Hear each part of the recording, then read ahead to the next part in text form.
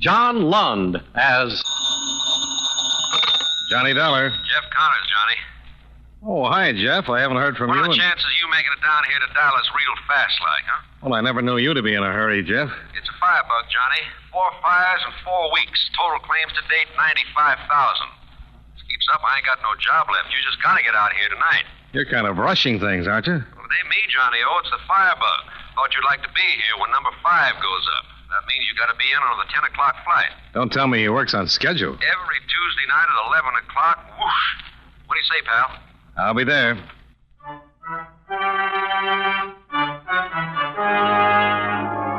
John Lund in another adventure of the man with the action-packed expense account, America's fabulous freelance insurance investigator. Yours truly, Johnny Dollar.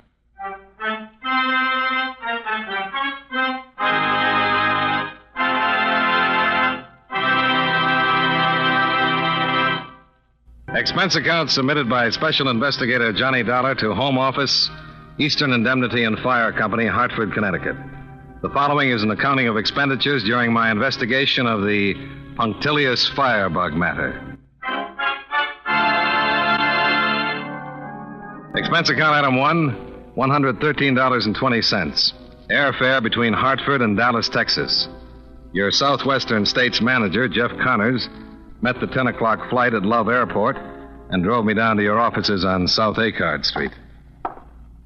There they are, Johnny. Number 1, candy store out northwest. Number 2, 2 family residence on the east side.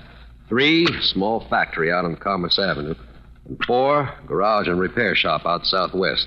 Grand total of claims is $95,000, and it's all yours. These all follow the same time pattern. Every one. Comes Tuesday night around 11 o'clock, and that Firebug just naturally lights up. All new policies, Jeff. Written within the past 6 weeks to 2 months. That's right. Ink hardly gets cold on the premium checks when it gets all hotted up again on the claims. Any connection between the policyholders? Can't find one if there is. All in different businesses, different parts of the city. The whole thing just don't make sense. It does if the bug is in your own organization. Yeah, that's what Len Borchardt says. Who's Borchard? Detective Lieutenant, Arson Division. He's been working on it. Well, how's he making out? Well, I got 10 men out in the field, 2 gals in the office here, lots of alibis to check out. Takes time. So far, there's no reason to suspect anybody. Those fires are reason enough. But, man, why'd anybody want to do anything like that? Well, when it comes to firebugs, who knows? Could have a grudge against you or the company. Or maybe just like to see them flames shoot up, huh? That's as good a reason as any. Well, whatever it is, we sure got to get this boy, Johnny. If this kind of thing keeps up, I'll be losing my job, my home, my wife, and everything else I... Mm-hmm. What's the time, Johnny? It's 4 minutes after 11. Wouldn't want to lay a little bet why this phone's ringing at this time of night, would you? Eastern Indemnity, Connors. Mm-hmm. Yeah, that figured. Wait till I get that address. That's, wait a minute. That's 725 East Westchester. Yeah, I got it. Yeah, thanks, Lieutenant. Be seeing you. Number 5? Yep. Big apartment building out in Westchester. You're sure it's one of yours? Wrote the policy on it myself 4 days ago. Well, let's get out there and have a look, huh?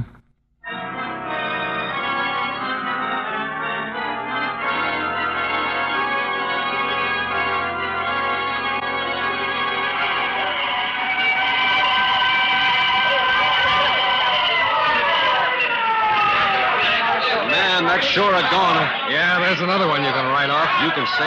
Oh, there's Len Borchard over there. Didn't know he'd be down here so quick. Well, let's hear what he's got to say. Yeah, sure.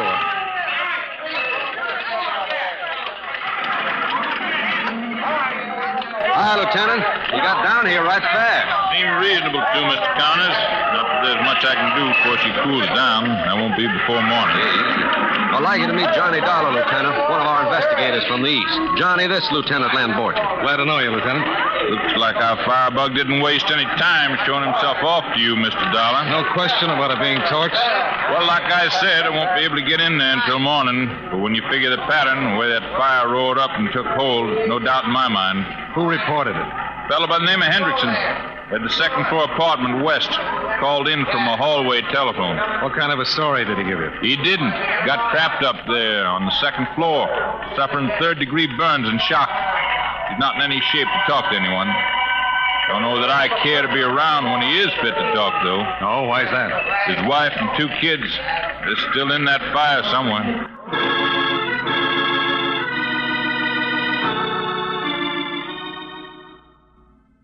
Jeff Connors went back to the office to wire his preliminary report to Hartford, while I stayed around to see if anything would turn up.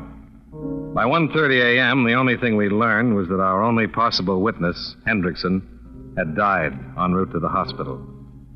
A preliminary check of the record seemed to indicate that the fire had started in the basement, but it was still too hot to check into thoroughly, so Lieutenant Borchard drove me back downtown. I'll dig into it in the morning, Dollar. I can tell you right now what I'll find. Oh, what's that, Lieutenant? There'll be 4 or 5 hot spots indicating the use of kerosene, gasoline, something like that. Amount of paraffin drippings. Sounds like a candle's used for a slow fuse. That's what we figured. Found the same drippings in all the other fires. Any idea how slow a fuse it is? Looks like an hour and a half to 2 hours. Gives a bug plenty of time to get away, fix himself up an alibi somewhere. Mm-hmm. Connors says you think it's someone in his organization. Whole pattern points that way. Haven't been able to run him down, though. Takes a lot of legwork. Connors has been a big help.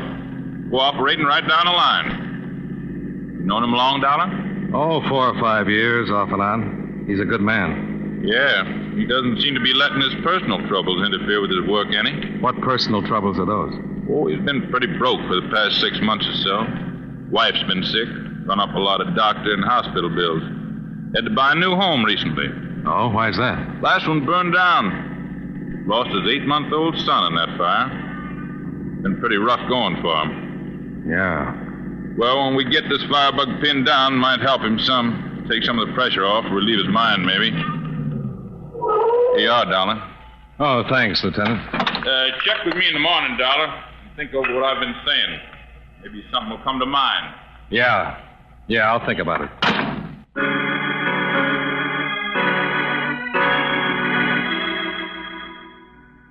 I had Borchard drop me off at your office building. I figured I'd pick up my bag and talk things over with Jeff before checking into a hotel. I let myself in with a key Jeff had given me and headed for his inner office. Wow. Good morning. Oh, who are you? Johnny Dollar. Mean anything to you? Johnny Dollar? Oh, and you're that insurance investigator Mr. Connors said was coming out from the east. That's right.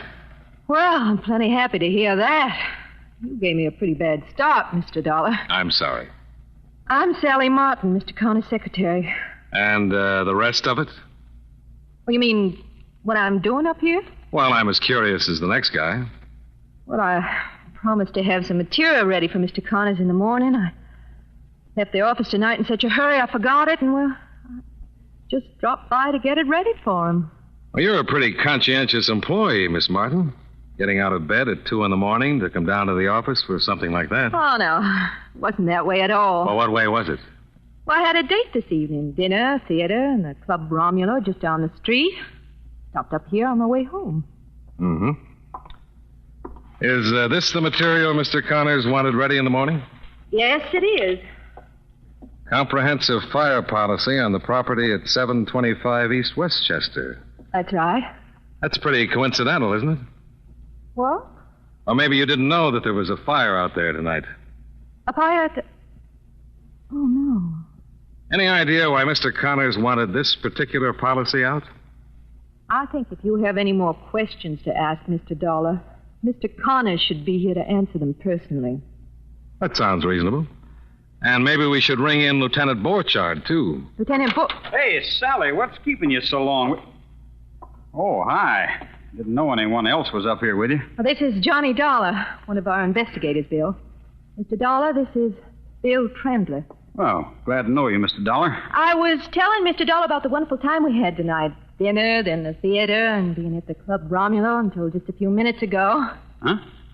Oh, yeah, that's right. We did have a swell time. But, honey, it's getting late. So if you're ready, let's run along. Okay, Bill. Good night, Mr. Dollar. Glad to meet you, Dollar. Hope to see you again sometime.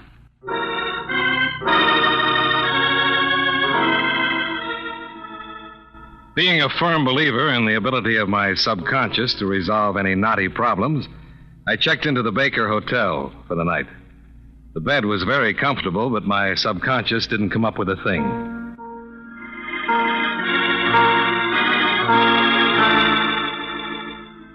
Expense account item 2, $3.75. Texas-style breakfast, including steak and pan-fried potatoes. That supplied me with enough energy to walk over to City Hall and look in on Lieutenant Borchard. There was a little hit-and-run accident at the corner of Westchester and Gates about 9 o'clock last night, Dollar. It's just half a block away from where the fire was. Seems a 53 Ford stand parked down the street there suddenly took off without lights. Spun around the corner and tore the fender off another car coming up the street. You think there's some tie-in between that and the fire?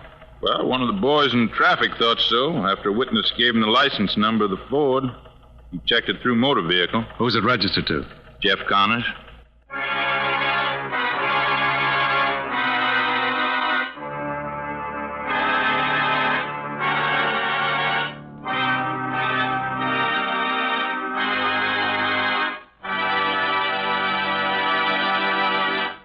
And now, with our star, John Lund, we bring you the second act of Yours Truly, Johnny Dollar.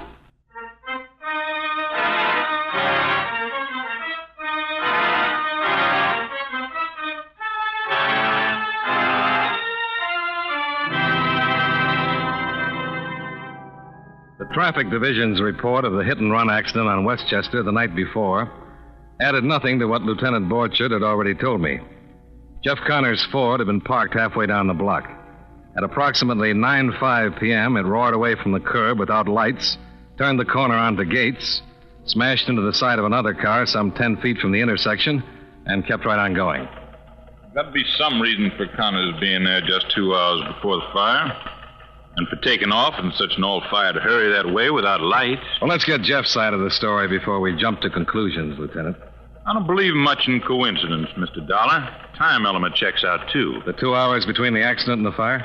We know those candle fuses burn an hour and a half to 2 hours.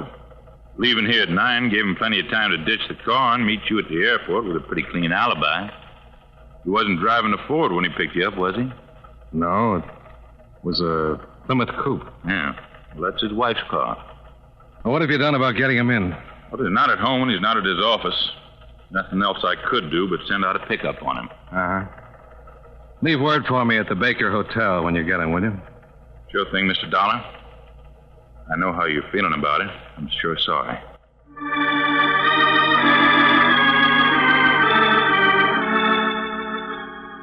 Expense account item 3, $2.25. Cab fare out to the modern subdivision where Jeff Connors had his new home. Mrs. Connors turned out to be a sweet, nice-looking young woman whose recent illness was still apparent. I'm sorry you had the long ride out here for nothing, Mr. Dollar. Jeff's not home. He left early to get his car fixed or something. It's too bad you didn't call first. Oh, that's all right, Mrs. Connors. It's you I wanted to see. Oh, yes. Well, I guess I knew that. It's about Jeff, isn't it? And those fires. That's right. And you've noticed it, too. Terrible things worry and sorrow can do to a man. Well, until 6 months ago, Jeff was the happiest man I'd ever known. And then, well, our world just fell apart. That's when your home burned, Mrs. Connors? And when we lost our son. And something happened to Jeff then. Oh, it happened to me, too. I broke down. Had to be hospitalized. But with Jeff, well, it was different. How do you mean? He bottled everything up inside of him, refused to let it come out, and never even talked about it. A person can't do that, Mr. Dollar. You mentioned the recent fires, Mrs. Connors. Any particular reason why? Yes. That's what has me worried so. Ever since they started, he's become terribly depressed. I'm afraid he's going to break down under the strain. That's the only reason you mentioned it? Yes. I've tried to do everything in my power to help him. I thought perhaps if we moved away from Dallas, it might help. But he wouldn't do that. Then I tried to get him interested in sports. That brought the first encouraging sign I've had in 6 months. Oh, what was it, Mrs. Connors? Well, usually on Monday and Tuesday nights, Jeff brings work home with him. All the mail that's accumulated over the weekend, the new premiums and renewals and so on. Uh-huh. Well, for the past 5 weeks, Mr. Dollar, believe it or not, Jeff has gone bowling every Tuesday night. He's become so enthused about it, why, he hasn't come home before midnight on any Tuesday evening since. Now, don't you think that's encouraging, Mr. Dollar?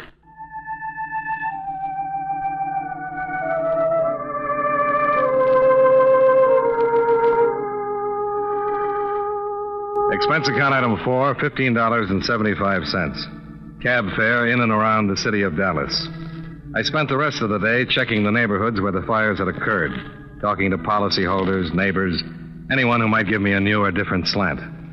I came up with nothing. Around 5 o'clock, I called in to Lieutenant Borchard. Still the same answer, Mr. Dollar. Haven't been able to pick up Connors yet. We checked out Sally Martin and Bill Trendler, though. Anything there? Nope. It was dinner, theater, and the Club Romulo, just like they said. Yeah, I see. For a while there, it looked like something might have tied in. Trendler used to work for Connors, you know. Trendler was with Eastern Indemnity? Until about 2 months ago, yeah. Left then and started a business of his own, a bowling alley.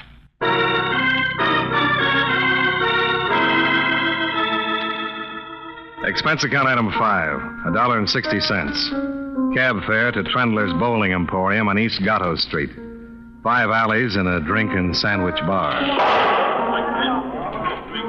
Trendler was keeping score for a couple of high school Bobby Soxers over on alley number 3.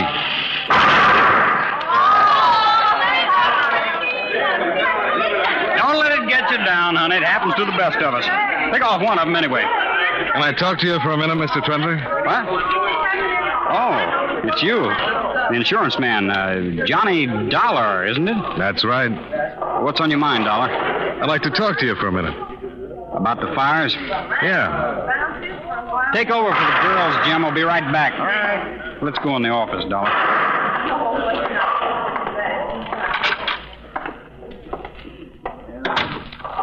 Let's have it, Dollar.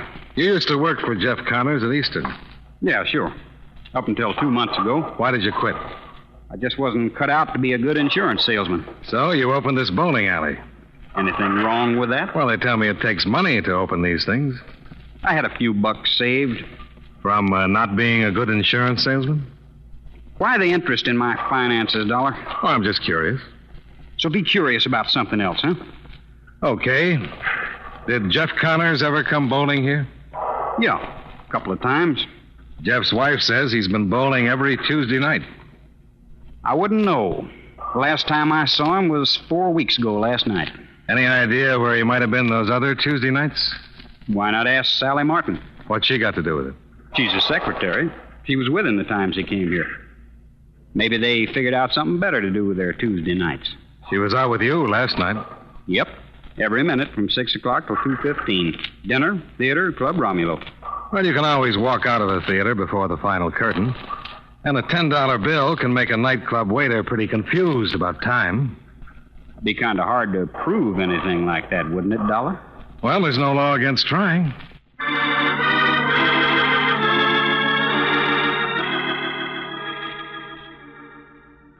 Expense account item 6, $1.80. Cab fare back to your offices. They were closed for the night. At the Baker Hotel, I put a call into Sally Martin's apartment and got no answer. While I was trying to figure out the next move, Lieutenant Borchard called and made up my mind for me. Be out front in 2 minutes, Dollar. I'll pick you up. Where are we going, Lieutenant? Out near the viaduct over the Trinity River. What's out there? Another fire? Nope. Jeff Connors Ford in 12 feet of water.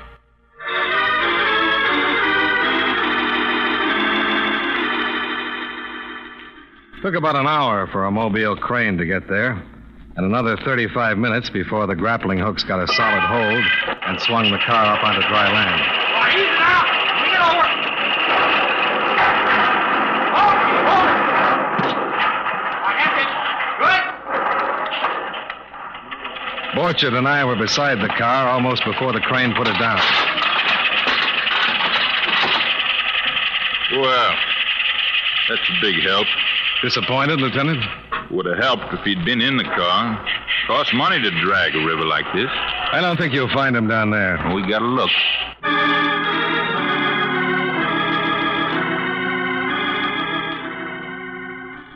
On his way back to City Hall, Borchard dropped me off at the hotel. On a hunch, I went across the street. and had a little talk with the night elevator man in your office building. Well, now, let's see. Seems to me somebody went up to Eastern Indemnity since closing time. Yep, here it is. Checked in at 8:17, out again at 8:23. Sally Martin it was. Anyone with her? Come to think of it, there was. A fellow waiting outside in the car. Say, now, I'm just wondering. Could it be it was Mr. Connors himself?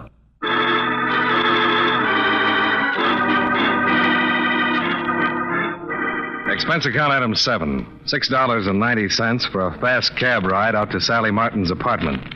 The extra $5 was for the speed.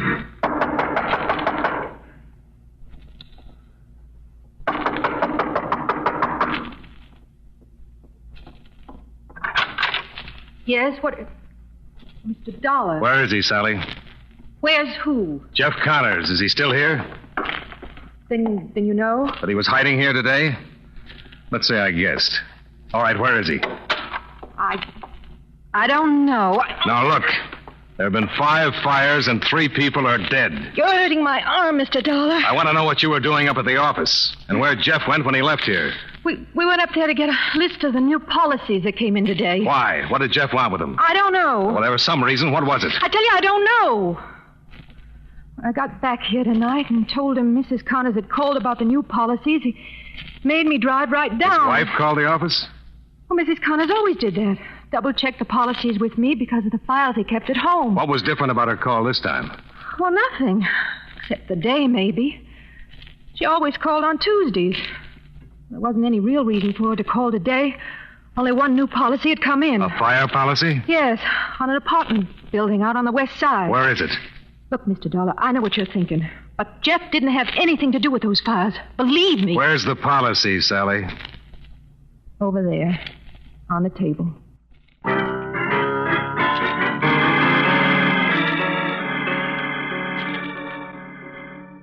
Expense account item 8, $7.50.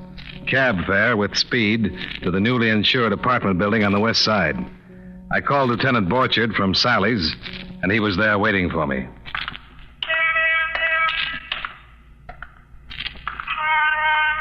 You spotted him yet, Lieutenant? Yeah. Parked in Miss Martin's car back there in the alleyway. When are you going to take him? We're just waiting for you. Okay, let's go.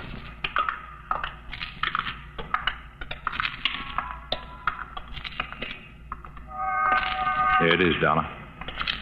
Yeah. Keep your hands on the wheel, Connors. Don't worry, Lieutenant. I won't try anything. You expecting us, Jeff? No. Matter of fact, I was hoping you wouldn't show, Johnny. I wanted to handle this myself. You've been handling it that way too long, Connors. Yeah, I guess I have. I wasn't really sure till I saw the car last night. Read about the hit run in the morning papers. Is that why you dumped it in the river?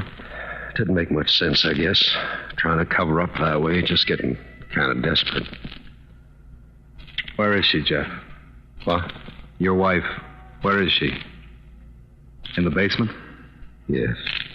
She must be through by now. I was waiting for her to come out.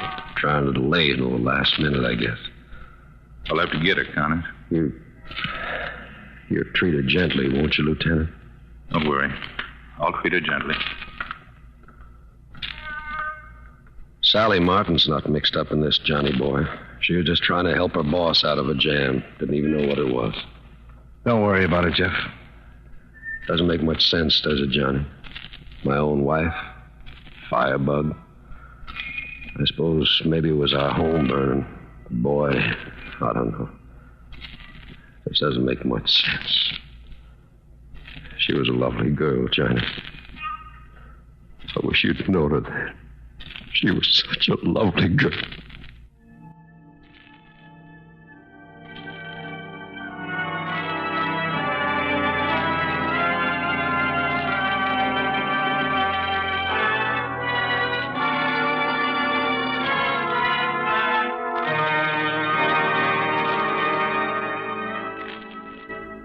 Expense account item 9, $37.40. Hotel bill and miscellaneous.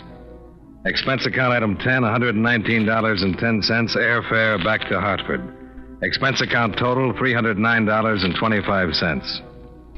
Remarks? I've seen fires burn everything from blocks of tenements to a hole in a rug. But this is the first time I ever saw one actually burn the heart out of a man. I don't ever want to see it again. Yours truly, Johnny Dollar.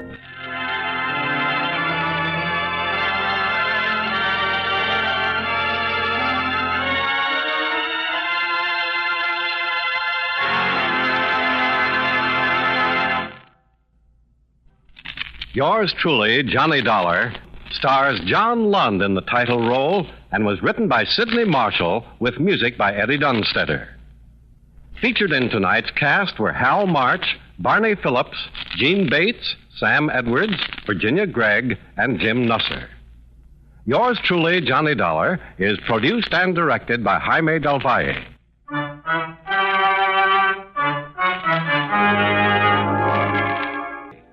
This is Charles Lyon, inviting you to join us again next week at this same time when, from Hollywood, John Lund returns as... Yours truly, Johnny Dollar.